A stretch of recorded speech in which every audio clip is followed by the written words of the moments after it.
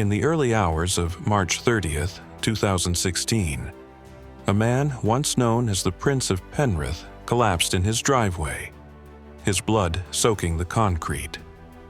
Michael Scott Davey, called Mickey D by some and Ruthless by others, was a 30-year-old senior figure in the Rebels Motorcycle Club. His murder would not just close his chapter, but would also ignite a deadly series of events. The year 2016 would be remembered as a violent period in New South Wales. Born on December 16, 1985, Michael's fall into crime came quickly. At 17, he and 3 others were involved in a brutal attack on a 19-year-old in Mount Druitt in 2002.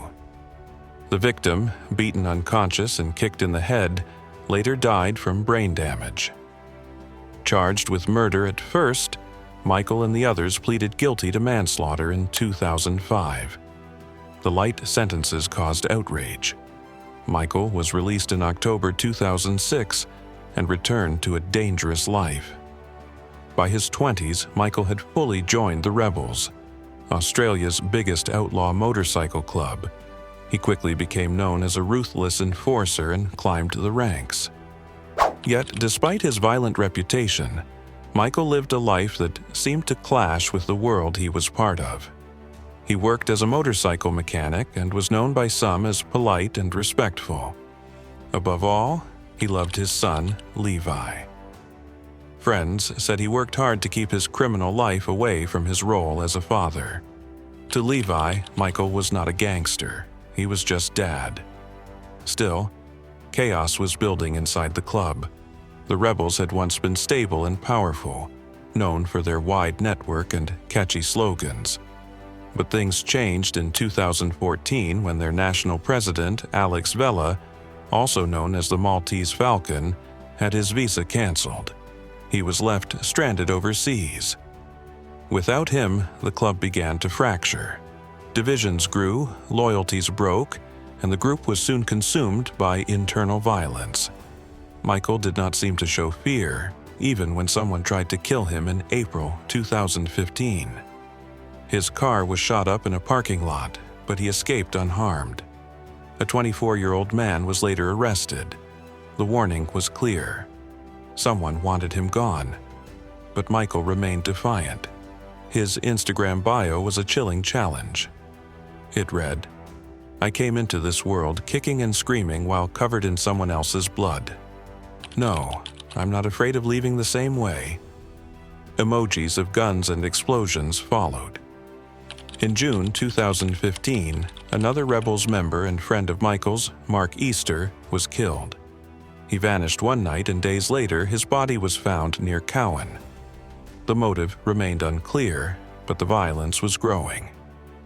Michael carried on, but the danger was closing in. On the night of March 30th, 2016, Michael stepped out of his home in Kingswood after a phone call. He said he was meeting a friend. Minutes later, he was lying dead just 100 meters from his door. He had been shot at least 9 times. A car was seen fleeing. Paramedics arrived, but could not save him. A neighbor recalled the horror. Blood was everywhere. Michael's tattoos, marking him as a rebel, were visible. It looked like he had tried to escape, maybe to hide behind a car or a fence, but his wounds were too severe. His violent life had caught up with him. Police formed Strikeforce Glenorrhea to investigate. They were joined by Strikeforce Raptor and the Drug and Firearms Squad. Soon, all signs pointed to the Rebels themselves. Michael, it was believed, wanted to leave the club. For someone in his position, leaving was not easy. It was seen as betrayal, and betrayal often meant death. Despite the whispers, the Rebels gave Michael a grand farewell. On April 8th, members from across the country gathered at Pine Grove Cemetery.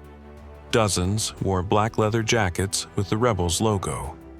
Women cried and held flowers. Police watched from a distance. At 1 o'clock in the afternoon, Michael's white coffin arrived on a Harley-Davidson sidecar.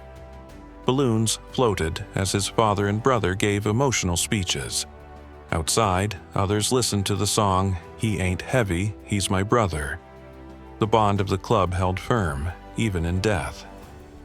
Michael's murder triggered a wave of killings. On September 9, 2016, Mehmet Yilmaz, linked to another gang, was shot in front of his partner. On November 14, Pasquale Barbaro, tied to the mafia, was gunned down while sitting in his Mercedes. An Audi pulled up, and the attackers opened fire. Even as he tried to run, they kept shooting until he collapsed. His death deepened the mystery. Were these killings linked by gang wars or power struggles? Police pressed harder. On November 29th, they arrested several people. One of them was Abuzar Sultani, leader of the rebels' Burwood chapter. He and others were charged with Barbaro's murder. While in custody, Sultani made a chilling confession to another inmate. "What do you think the rebels would say if they knew a president killed 2 members?" The other man asked who, and Sultani answered with one word: ruthless. That was Michael's nickname. This stunned investigators. They now had a new suspect.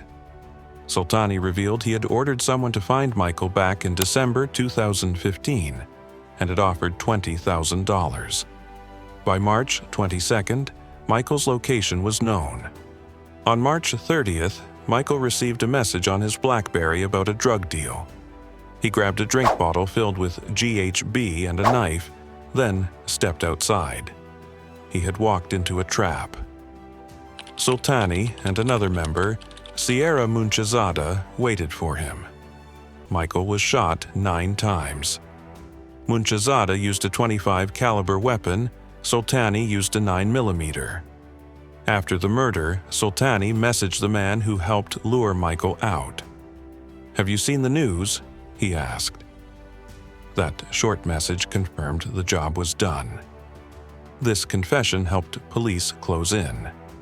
In August 2018, Sultani and Munchazada were charged with Michael's murder. More evidence came from encrypted messages on secure phones.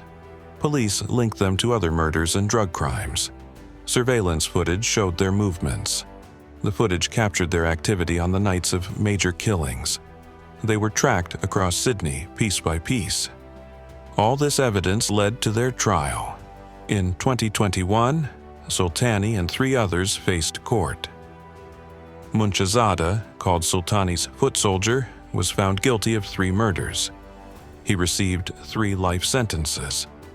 Baines was sentenced to 36 years. Danishar was jailed for 11 years as an accessory. Sultani pleaded guilty to all 3 murders and was sentenced to life without parole. A judge called him a serial killer. Later, in October 2022, he admitted to killing drug dealer Nicholas Sprin in 2013 and got 20 more years.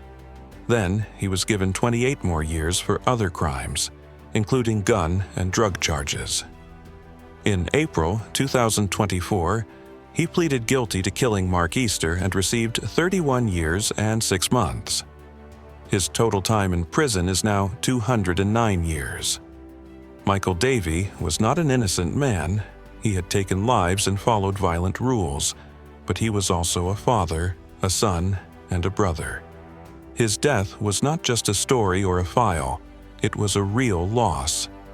In the end, he died not by a stranger's hand, but by the hand of someone who once called him brother.